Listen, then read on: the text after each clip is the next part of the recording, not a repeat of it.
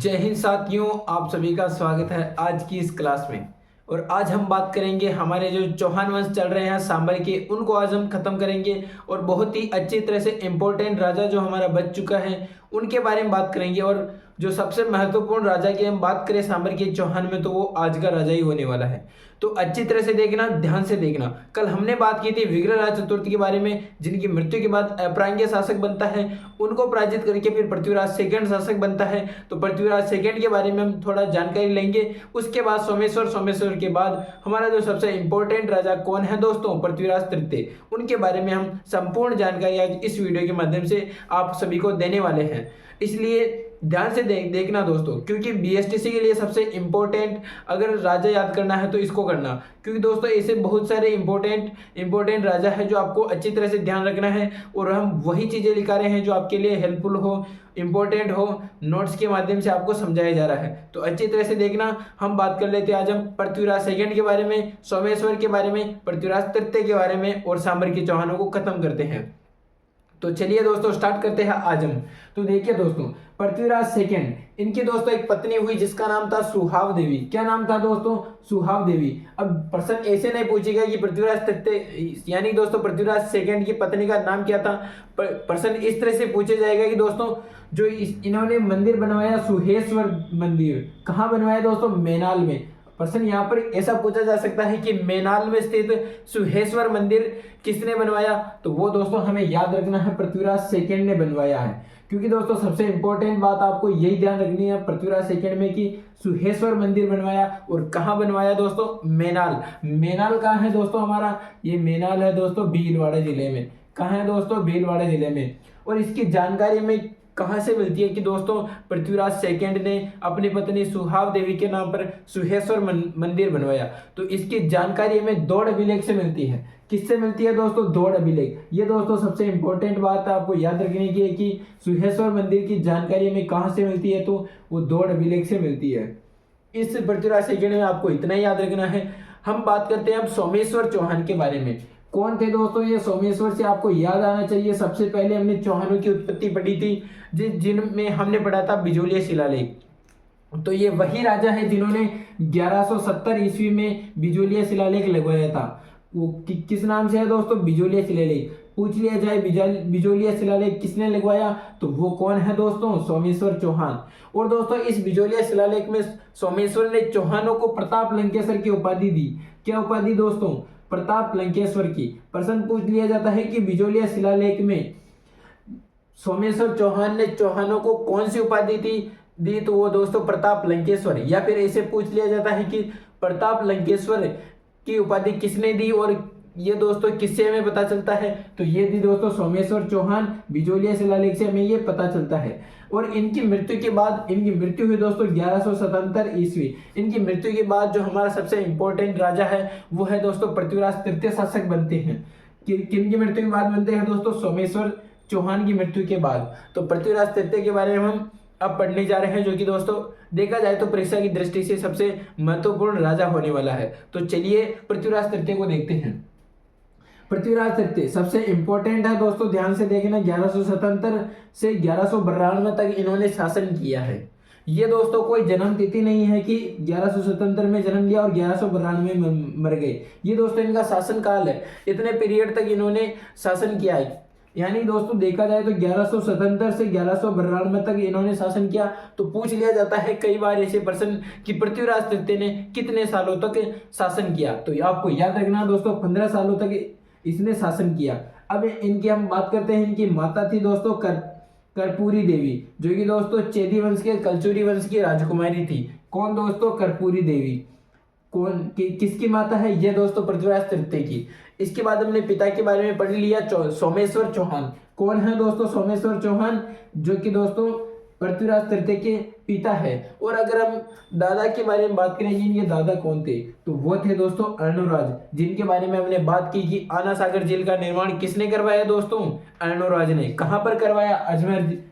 अजमेर में। और इसी तरह वराह मंदिर का निर्माण किसने करवाया? अर्णोराज ने। कहाँ करवाया? पुष्कर में। इसी तरह से ये इनके पूछ लिया जाता है कि अर्णोराज के पोते हैं तो दोस्तों कौन सही होगा इसमें? ऑप्शन पृथ्वीराज तृतीय। या फिर ऐसा पूछ लिया जाता है कि पृथ्वीराज तृतीय के दादा का नाम है, तो वो क्या है दोस्तों?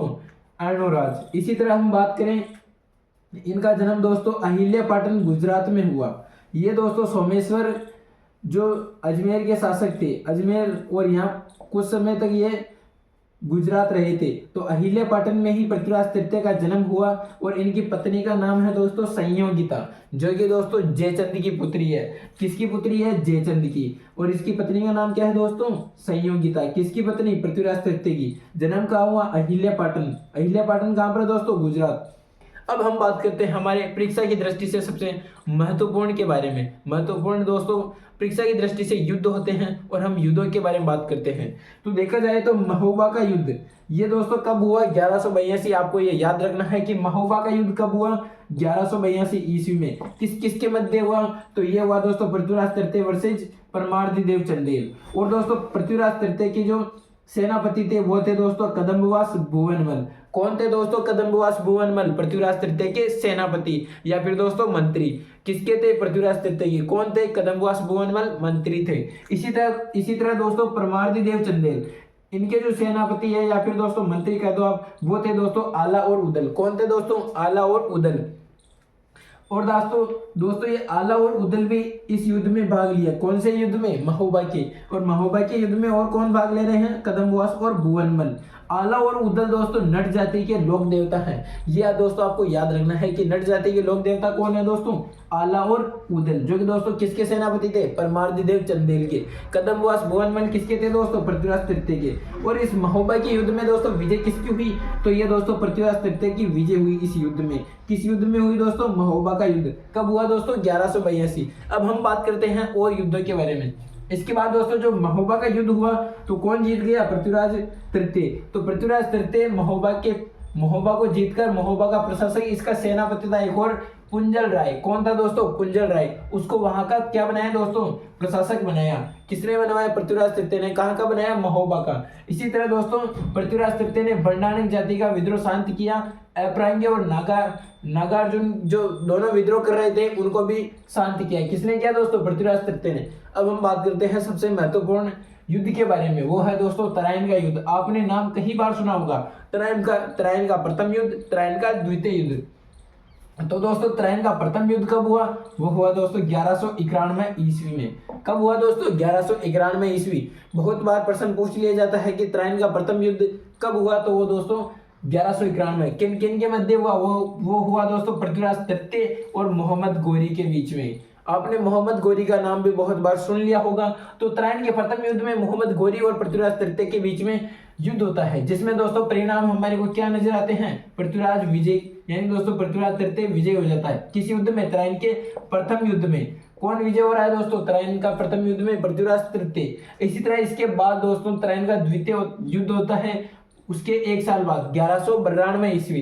कब होता है दोस्तों? 1192 ईस्वी। क्या होता है दोस्तों? तराइन का द्वितीय युद्ध। और किन किन के मध्य होता है? वही है दोस्तों पृथ्वीराज तृतीय और मोहम्मद गोरी। इस बार दोस्तों जो रिजल्ट है वो विपरीत में आएगा, क्योंकि दोस्तों इन्होंने दोस्तों अचानक से अटैक किया था। किसने? मोहम्मद गोरी ने। तो क्या हुआ दोस्तों परिणाम? यानी दोस्तों पृथ्वीराज तृतीय की हार हो गई और मोहम्मद गोरी की जीत हो गई। किस युद्ध में दोस्तों? तराइन के सेकेंड युद्ध में, जो कब हुआ? 1192 ईस्वी। अब दोस्तों जब पृथ्वीराज तृतीय हार जाता है इस युद्ध में और मोहम्मद गोरी जीत जाता है, तो गोरी जो पृथ्वीराज तृतीय को सिरसा हरियाणा में, कहाँ दोस्तों? सिरसा हरियाणा में गिरफ्तार करके अपने साथ गजनी ले जाता है। कौन ले जाता है दोस्तों गजनी? मोहम्मद गोरी। किसको ले जाता है? पृथ्वीराज तृतीय को। और कहाँ पर गिरफ्तार करता है? सिरसा हरियाणा में। ये दोस्तों प्रश्न पूछ लिया जाता है। और कहाँ ले जाता है अपने साथ? गजनी। इसके बाद दोस्तों जो पृथ्वीराज तृतीय हैं उनके जो दरबारी विद्वान है वो कौन कौन से थे? एक थे दोस्तों चंद्र बरदाई, जिनकी हमने पहले भी फर्स्ट वीडियो में बात की थी जब चौहान हमने स्टार्ट किया था, जो चौहानों की उत्पत्ति के बारे में अग्निकुंड का सिद्धांत। चंद्र बरदाई की पृथ्वीराज रासो के अनुसार अग्निकुंड के सिद्धांत से 4 वंश उत्पन्न हुए। कौन कौन से दोस्तों? प्रत्यार परमार, चालुक्य, चौहान। आबू पर्वत पर किसने यज्ञ किया दोस्तों? गुरु वशिष्ठ ने। और इसी का समर्थन किसने दिया था दोस्तों? मोनोत नैणसी ने, जो कि दोस्तों राजस्थान का अबुल फजल है। इसी तरह दोस्तों इसका दरबारी विद्वान था चंद्र बरदाई, जिसकी रचना थी दोस्तों पृथ्वीराज रासो। इसी तरह एक और दरबारी विद्वान था जिसका नाम था दोस्तों जयानक, जिसकी रचना है दोस्तों विजयराज यानी दोस्तों पृथ्वीराज विजय। इसी तरह इनमें और थे दोस्तों भागीरथ जनार्दन, विश्वरूप, आसाधर। ये इन सभी दोस्तों क्या है, ये सभी ये है दोस्तों पृथ्वीराज तृतीय के दरबारी विद्वान। इनमें दोस्तों दो इंपॉर्टेंट है, एक तो चंद्रप्रदाय और एक है दोस्तों जयानक। इन दोनों की रचना पूछ ली जाती है कि पृथ्वीराज विजय किसकी रचना है, तो वो है दोस्तों जयानक की। पृथ्वीराज रासो किसकी रचना है, तो वो है दोस्तों चंद्रप्रदाय की। या फिर इस तरह से क्वेश्चन पूछ लिया जाता है कि जयानक, भागीरथ जनार्दन, विश्वरूप किसके दरबारी विद्वान थे, तो वो थे दोस्तों पृथ्वीराज तृतीय के। इसी तरह दोस्तों पृथ्वीराज तृतीय जिसका घोड़ा था उसका नाम दोस्तों नाट्यारंभा था। क्या था दोस्तों, प्रश्न पूछ लिया जाता है कि पृथ्वीराज तृतीय के घोड़े का क्या नाम है, तो दोस्तों वो है नाट्यारंभा। या फिर दोस्तों नाट्यारंभा किसके घोड़े का नाम है, तो वो है दोस्तों पृथ्वीराज। अब पृथ्वीराज तृतीय को उपाधियां कौन कौन सी दी गई उसके बारे में देखो दोस्तों। एक है दोस्तों राय पितौरा। प्रश्न पूछ लिया जाता है कि राय पितौरा किसे कहा जाता है, तो वो है दोस्तों पृथ्वीराज तृतीय। और एक और है दोस्तों दलपुंगल। कौन कौन सी उपाधियां दोस्तों, राय पितौरा और दलपुंगल। इसी तरह से दोस्तों नैनचंद्र सूरी जो कि एक बहुत ही अच्छे रचनाकार हुए, उनकी एक रचना है दोस्तों हमीर महाकाव्य। क्या है दोस्तों, हमीर महाकाव्य। इनकी रचना और इनके जो लेखक है इनको याद रखा करो, क्योंकि बहुत बार परीक्षा में पूछ लिया जाता है कि हमीर महाकाव्य किसकी रचना है, तो वो दोस्तों नैनचंद्र सूरी की है। इस तरह से आपको याद रखना है कि नैनचंद्र सूरी किसके ने इसकी रचना कौन सी दोस्तों, हमीर महाकाव्य। जिसके अनुसार इसमें यह कहता है कि कौन, नैनचंद्र सूरी कहता है कि हमीर महाकाव्य के अनुसार की जो पृथ्वीराज तृतीय हैं उसने मोहम्मद गोरी को 8 बार पराजित किया था। कौन कहता है दोस्तों, ये नैनचंद्र सूरी। किसमें कहता है, हमीर महाकाव्य में। तो पृथ्वीराज तृतीय ने मोहम्मद गोरी को कितने बार हराया, इसके अनुसार 8 बार पराजित किया। किसने किया दोस्तों, पृथ्वीराज तृतीय ने। किसको किया, गोरी को। ये कौन कहता है दोस्तों, नैनचंद्र सूरी। इसी तरह हमारे पृथ्वीराज रासो जो दोस्तों किसकी रचना है, चंद्रप्रदाय की, उसके अनुसार वो कहता है कि जो पृथ्वीराज तृतीय हैं उसने मोहम्मद गोरी को 17 बार युद्ध में हराया दोस्तों। कितनी बार, 17 बार। 17 बार युद्ध में हराया। अगर प्रश्न पूछ लिया जाता है कि यानी दोस्तों मोहम्मद गोरी को 17 बार पृथ्वीराज ने हराया, ये हमें किससे पता चलता था, किससे पता चलता है दोस्तों, यानी दोस्तों पृथ्वीराज तृतीय के जो हराया इसने वो पृथ्वीराज रासो के अनुसार हमें पता चलता है कि 17 बार हराया। इसी तरह से पूछ लिया जाता है कि 8 बार जो पराजित किया पृथ्वीराज तृतीय ने गोरी को, वो हमें किससे पता चलता है, तो हमीर महाकाव्य से पता चलता है, जो किसकी रचना है दोस्तों, नैनचंद्र सूरी की। इसी तरह गोरी जो दोस्तों यानी कि जब ये पृथ्वीराज तृतीय को सिरसा हरियाणा में गिरफ्तार करके गजनी अपने साथ ले जाते हैं, तो अजमेर क्या दोस्तों, वहां का शासक, तो अजमेर का शासक कौन ले गया दोस्तों, गोरी। तो अब यहाँ का शासक दोस्तों गोरी ने कुतुबुद्दीन ऐबक को बनाया। किसको बनाया दोस्तों, कुतुबुद्दीन ऐबक को यहाँ का प्रशासक बनाया। प्रश्न पूछ लिया जाता है कि कुतुबुद्दीन ऐबक को प्रशासक किसने बनाया, तो वो दोस्तों मोहम्मद गोरी ने। और मोहम्मद गोरी ने कुतुबुद्दीन ऐबक को कहाँ का प्रशासक बनाया, तो वो है दोस्तों अजमेर का। और कुतुबुद्दीन ऐबक से आपको एक बात याद आई होगी कि हमने कल बात की थी संस्कृत जो कंठाभरण पाठशाला थी, सरस्वती कंठाभरण जो संस्कृत पाठशाला थी उसको तोड़कर इसने दोस्तों 2.5 दिन का झोपड़ा बनवाया था। कहाँ पर, अजमेर, जहां पर दोस्तों पंजाब शाह उर्स का मेला यानी दोस्तों पंजाब शाह यानी फकीर पंजाब शाह का उर्स का मेला लगता है वहां पर। तो किसने बनवाया वो दोस्तों 2.5 दिन का झोपड़ा, कुतुबुद्दीन ऐबक ने, जो कि दोस्तों गोरी ने इसको प्रशासक बनाया था। कहाँ का, अजमेर का। ये थे दोस्तों हमारे पृथ्वीराज तृतीय जो दोस्तों हमने आज बात की। इसी तरह सांबर के चौहान हमारे कंप्लीट होते हैं। अब हम नेक्स्ट वीडियो में बात करेंगे कि रणथंभौर के चौहान कौन थे, कहाँ कहाँ तक उन्होंने अपना विस्तार किया, किस तरह से शासन चलाया। तो यहाँ तक सांबर के चौहान हमारे कंप्लीट होते हैं। तो इनको आपको अच्छी तरह से एक बार फिर पढ़ना है, ताकि दोस्तों परीक्षा में जब आप प्रश्न देखो तो आपको अच्छी तरह से इनके आंसर मिल जाए। तो तब तक के लिए मस्त रहिए, स्वस्थ रहिए, पढ़ते रहिए। धन्यवाद।